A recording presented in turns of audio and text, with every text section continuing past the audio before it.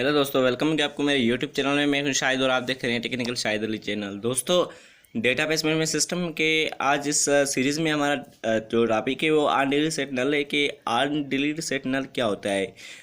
तो इसके बारे में आज इस वीडियो में जानेंगे और इसकी थोड़ी सी थ्योरी भी करके देखेंगे कि आर्न डिलीट सेट नल को हमने किस तरह से अपने DBMS में जो हमने यूज़ कर सकते हैं। तो दोस्तों, बहुत ही आसान तरीके से मैं आपको बताने वाला हूं कि आप अपने DBMS में किस तरह से आर्न डिलीट सेट नल को इस्तेमाल कर सकते हैं, वो भी अच्छी तरह से। तो इसीलिए हमने आज इस वीडियो में बहुत ही अच्छी तरह से समझने वाले हैं कि आर्न डिलीट सेट नल क्या है। तो पहले जान लेते हैं what is on delete set null clause of foreign key constraint. तो इसके बारे में जानने के लिए हमने थोड़ा सा इसका आंसर जी दोस्तों, तो उसके बाद हम आ चुके हैं कि इसकी थोड़ी सी डेफिनेशन लिख लेते हैं कि आर्न डिलीट सेट नल क्या होता है। तो on delete set null class is the set of records in the column of which defined to foreign key in the null is the child table is to null if अगर corresponding in the parent table is deleted। क्या होगा इसमें जो child table वाला data है वो क्या होगा, नल हो जाएगा। उसके बाद क्रॉसपोंडिंग करके पेरेंट टेबल वाला जो है वो डिलीट हो जाएगा। तो हमने पास ये भी इसके समझने के लिए क्यूरीज में हमने जाना पड़ेगा। उस क्यूरीज में हमने आके समझना पड़ेगा कि इसका अगर काम कैसे हो रहा है। तो चलो एक क्यूरीज कर लेते हैं SQL डेवलपर में किस तरह से इसकी जो है आर्न डिलीट सेट नल का काम होता है। तो इसके लिए हमने जाना पड़ेगा SQL डेवलपर में। SQL डेवलपर में चलते हैं और अपने काम को सीखते हैं कि किस तरह से हो जाता है। तो दोस्तों, हम SQL के आ चुके हैं। तो यहाँ से हमारे पास दो टेबल्स हैं जिन आथर और बुक्स। तो पहले थोड़ा सा आथर के कॉलम्स को हम जान लेते हैं कि आथर्स के कॉलम में क्या क्या है और कौन कौन सी एक्टिविटीज़ है। तो चलो हम आ चुके हैं इस आथर की टेबल में। इसमें दो कॉलम्स है जिसमें से हमने फॉरेन की जो प्राइमरी की है वो जाननी है। तो यहाँ से आपको बुक का इसमें 3 कॉलम्स मिलेंगे जिनको हमने देखना है कि इसमें कौन सी फॉरेन की है। तो इसमें यहाँ से देखें कंस्ट्रक्शन फॉरेन की लगा हुआ है, ये आपको दिख रहा है, ठीक है। तो इसमें फॉरेन की का एक लगा हुआ है जो कंस्ट्रक्शन नेम है फॉरेन की है। उसके बाद इसकी स्टेट देखते हैं, ये नो एक्शन, ठीक है। यहाँ पे आपको दिख रहा है नो एक्शन। इसका मतलब कि कोई भी एक्शन रेडी नहीं है।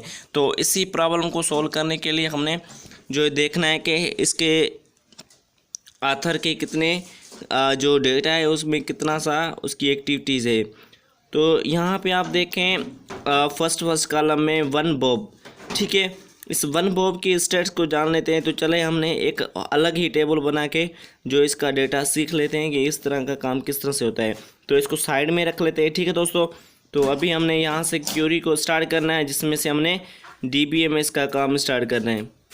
तो चलो पहले हमने एक कॉलम बना लेते हैं, अपडेट आथर सेट ऑफ करो आथर। इसको अपडेट कर देते हैं नाम के साथ और निकनेम वार्निंग आथर, ठीक है।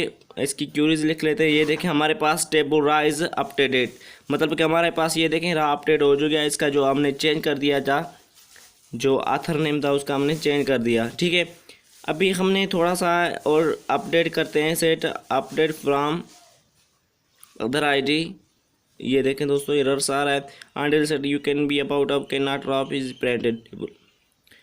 तो उसके बाद हमने इसकी थोड़ा सा थ्योरीज को जान लेते हैं।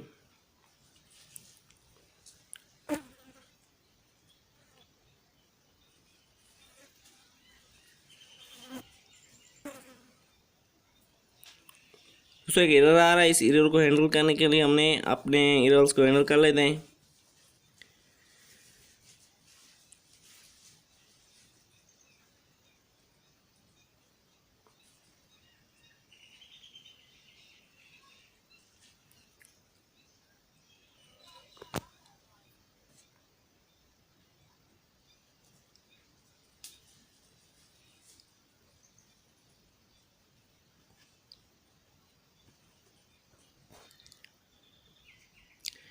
तो इस टेबल को ड्रॉप कर लेते हैं और इसकी जो अलग एक टेबल बना लेते हैं। ड्रॉप करते हैं जो टेबल होगी, ड्रॉप टेबल करते हैं जो इसकी पेरेंट टेबल होगी, चाइल्ड टेबल जो होती है उसको हमने ड्रॉप करना है। तो ये देखें ड्रॉप का मतलब होता है कि हमने उस टेबल को डिलीट कर दिया है, ठीक है दोस्तों। ड्रॉप का आपको मतलब ये होता है कि हमने उसको डिलीट कर दिया है। अभी इसकी थोड़ी सी एक्सचेंज कर सकते हैं, देखें किस तरह से होते हैं। तो हमने एक टेबल बनाते हैं क्रिएट बुक्स के नाम से, जो इसकी पेरेंट टेबल है जिसमें हमने फॉरेन की लगाना है। तो बुक आई डी दे, उसे नंबर दे दिया, उसके बुक टाइटल दे दिया, वारचार दे दिया। उसके बाद हमने बुक्स ऑथर आईडी, इस यहाँ पे हमने क्या करना है, फॉरेन की लगानी है। Constructor books underscore columns F के रेफरेंस करो ऑन ऑथर को ऑन ऑथर आईडी के साथ, और उसके बाद आपको इसको ऑन डिलीट नल को इस्तेमाल कर रहे हैं। तो देखते हैं ऑन डिलीट नल किस तरह से इस्तेमाल हो रहा है, वो भी आपको मैं बताने।